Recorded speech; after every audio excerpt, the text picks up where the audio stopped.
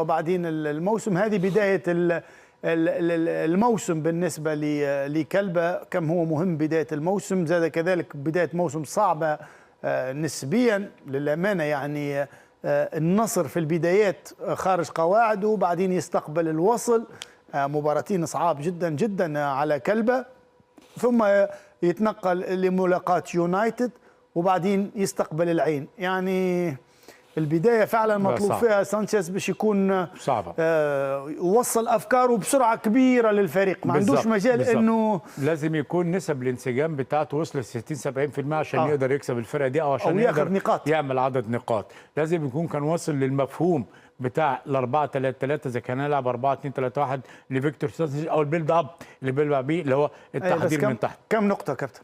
أنا أشوف النصر كلباء الوصل، يونايتد كلباء العين، مش هقول 3 بونت، 4 بونت.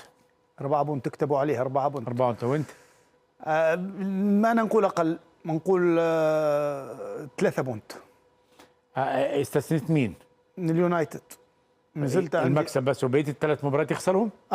مش تكون صعبة جدا على كلبة، لكن بعدين نتوقع أنه كلبة بيصحح الوضع وبتضبط أموره، لأنه أفكار المدرب أنه يقع استيعابها بالشكل السريع جدا للوصول على نقاط باش تكون عملية صعبة. أنا نشوف أنه مباراة اليونايتد باش تكون مهمة جدا بالنسبة للفريق بعد مباراتين صعبات أمام النصر والوصل، وباش يعمل فيها مجهود يفوز بها. انا قلت 4 بونت وانت قلت 3 بونت اللي هيثبت الملعب في ال4 مباريات. طبعا في نهايه الشهر هنتكلم في مدير فني باذن الله، نتكلم نقول ان انا قلت 4 بونت وانت 3 بونت. نتمنى يكون اكتر بالنسبه لجمهور كلباء والاداره وكمان لفيكتور سانشيز. هو يا جماعه توقعات يعني، بالزبط. يعني ما زلنا ما شفناش الموضوع شو شكله، المدربين شو عملهم وما الى ذلك، ولذا يعني مش لازم نتحسس منها العملية على كل توقعات، ونشوف مع الموسم إن شاء الله في المدير الفني.